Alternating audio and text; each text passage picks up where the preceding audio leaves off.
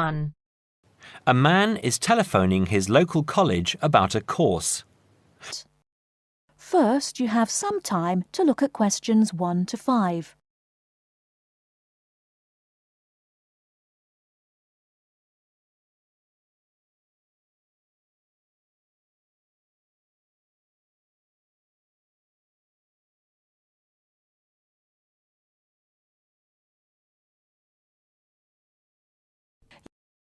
Good morning, City College. Oh, good morning. I'm phoning about the photography course that you run. Well, actually, there are 3 courses. It depends on your level. One course is for beginners. The second is for people with a little experience. We call that the intermediate course. And the third is an advanced course for people who already know quite a lot about the subject. Oh, I see. Well, I'm quite a keen photographer, but at the moment it's just a hobby. I want to learn more so that I might be able to do some work professionally at some time. I think the intermediate course would be a bit easy for me. Perhaps the advanced course would be best. When does it start? The advanced course starts on September the 18th. OK, just let me note that down. The 18th of September. And how long does the course run for? It's a 12-week course, but there's a week off in the middle for half term. So you do 12 lessons over 13 weeks. So, what's the date that the course finishes? It finishes on the 14th of December. The 14th. OK. That's quite near Christmas, isn't it?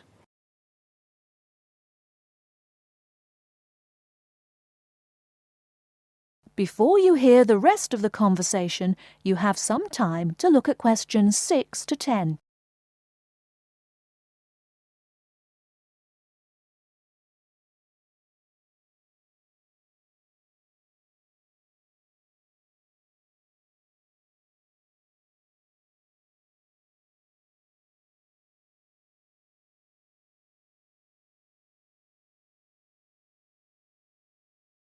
Now listen and answer questions 6 to 10.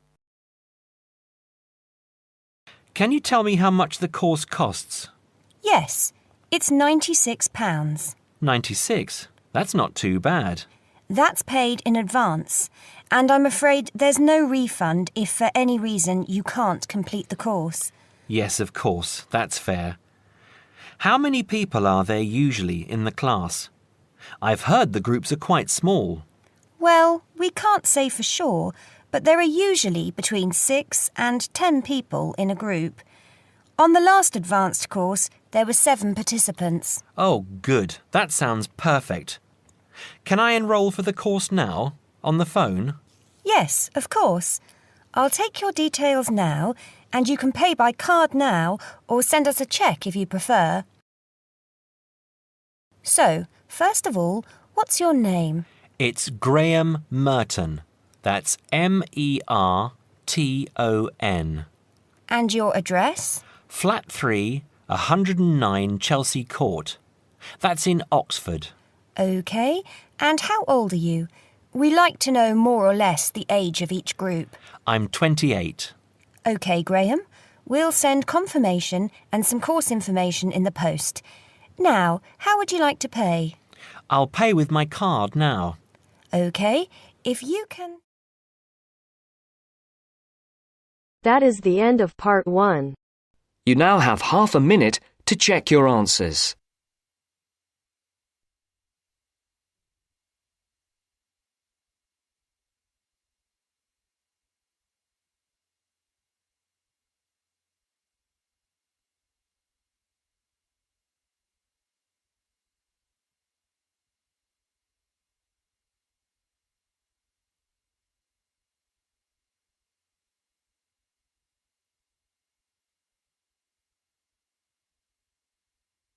Now turns to part 2. Part 2. First, you have some time to look at questions 11 to 17.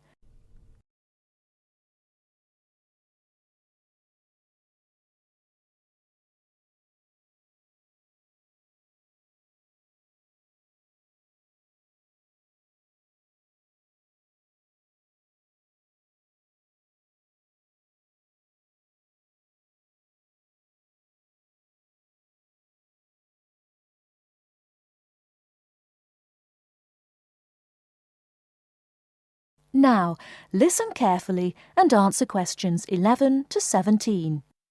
Hello, Clark's Cycle Hire. My name's Keith. How can I help you? Oh, hello. I saw your ad in the local paper, and as I'm thinking of doing some cycling, I'm wondering what kinds of bike you have and what your prices are like. Well, we hire out two main types of machine, touring and mountain bikes. Are you likely to be riding off-road, do you think?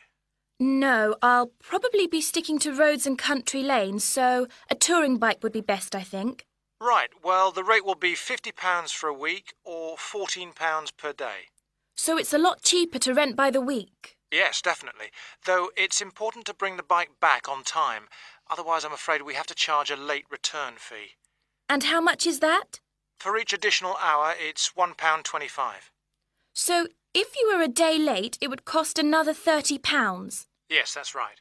I'd make sure I didn't do that then. I should also point out there's a deposit which you get back when you return the bicycle. In good condition, of course. On touring models, it's £60. Is there anything else I'd have to pay? No, that's it. Though if you're planning to ride fairly long distances, you might like to have one or two accessories. Such as? Well, for another £5, we can supply lightweight bags, either panniers or the handlebar sort. It's amazing how much they can carry, and the way they're designed means they don't get in the way when you're riding. Well, I'll see. But what about essential things like a pump and a repair kit? I wouldn't have to pay extra for those, would I? No, there's no charge for things like that. Or for a lock. It's a good strong one too. Just make sure you don't lose the key. That reminds me, what about insurance? What happens if someone steals the bike, in spite of the wonderful lock? Didn't I mention that? Oh, I should have told you that's included in the rental too. And it covers everything, does it? It covers you against theft of the bike, yes, as long as it's securely locked at the time. You'd have to pay part of any individual claim, though. How much? If the bike was stolen and not recovered, you'd be liable for the first £100. So, if I do go ahead and rent one, how do I pay? By cheque or would it have to be cash? Neither, I'm afraid. We can only accept credit card bookings. Otherwise, we'd have to ask our customers for the full value of the machine as a deposit. I've got a Visa in my name. Would that be okay? Sure. Before you hear the rest of the talk, you have some time to look at questions 18 to 20.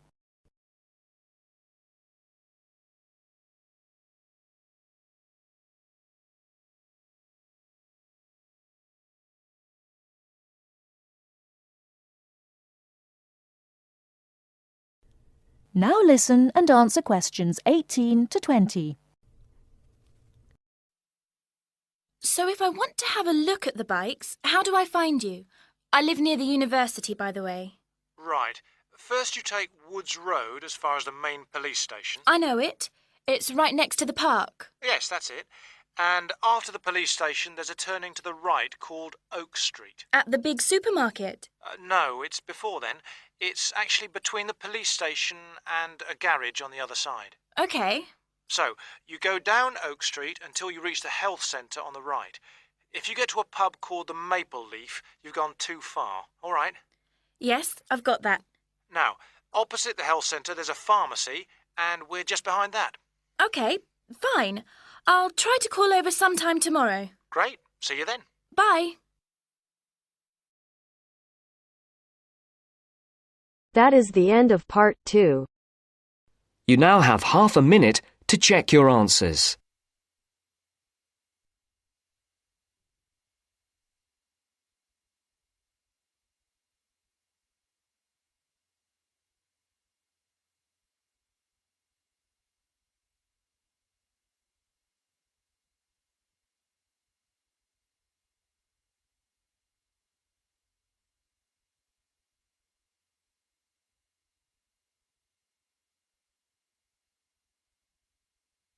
Now turns to part 3. Part 3. You will hear two students and their tutor discussing a wildlife presentation. First, you will have some time to look at questions 21 to 26.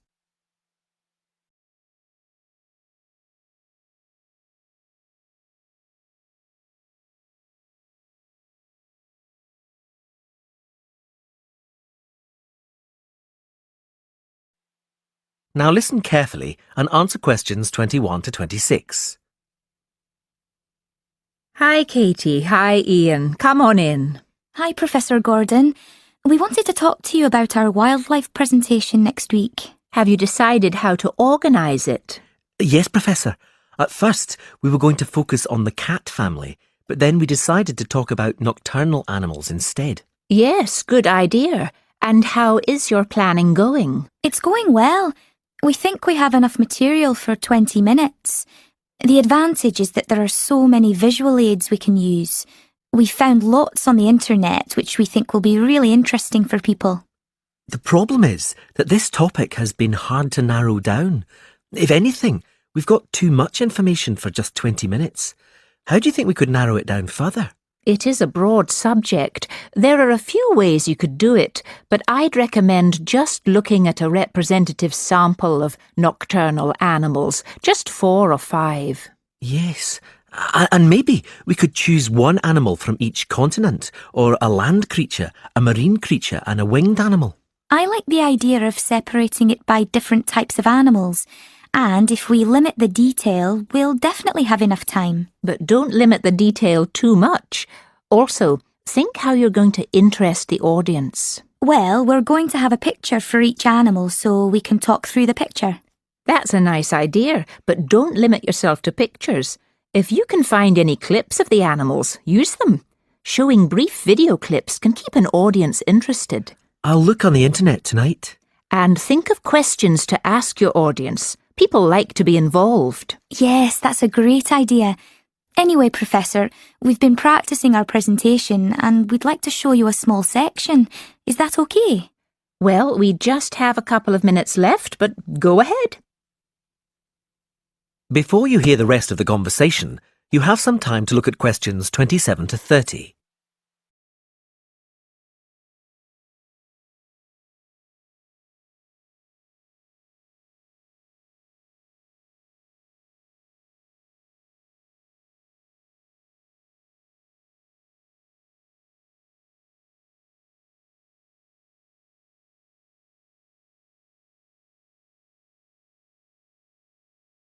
Now listen and answer questions 27 to 30. Well, we were thinking of presenting each animal with a picture and describing their physical characteristics. Okay, but not in too much detail. That's just background information. We'll start with the jaguar. I'll introduce it by saying that the jaguar is a nocturnal animal and the only species of the genus Panthera to be found in the Americas. Like any cat, it has whiskers and it can move quickly. Its spine has great movement, meaning a jaguar can take long strides, sometimes up to 5.5 meters. This can make it a deadly predator, as you can imagine. Moving on to the fur, its fur is quite distinct. The markings are like black donut-shaped spots on its otherwise yellow fur. People often confuse them with a leopard for this reason. Now, the tail is interesting.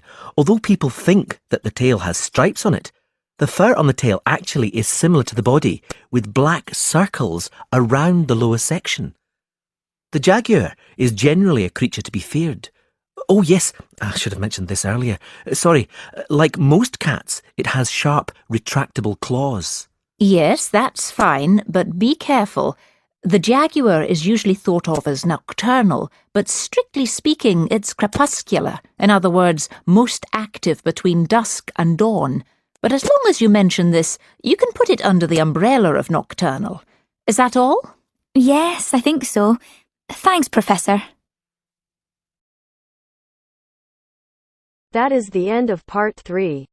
You now have half a minute to check your answers.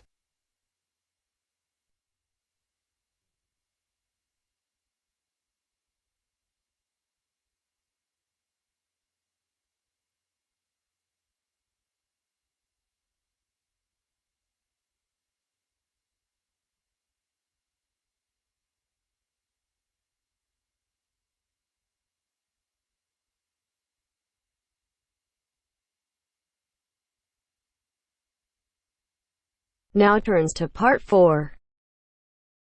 Part 4. You will hear a man talking on the radio about dogs which help people with their work. First, you have some time to look at questions 31 to 40.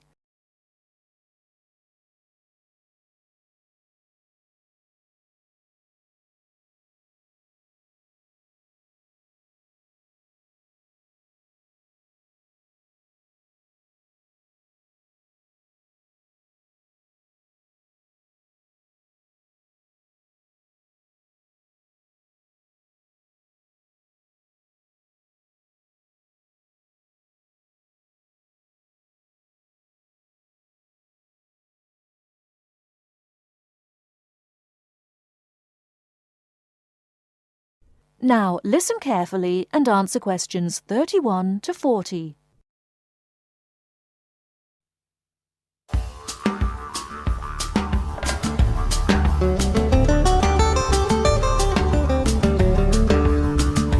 Welcome to this week's edition of Countrywide. And today, we're taking a look at a number of different breeds of working dogs. And here to report on the dogs with jobs is Kevin Thornhill.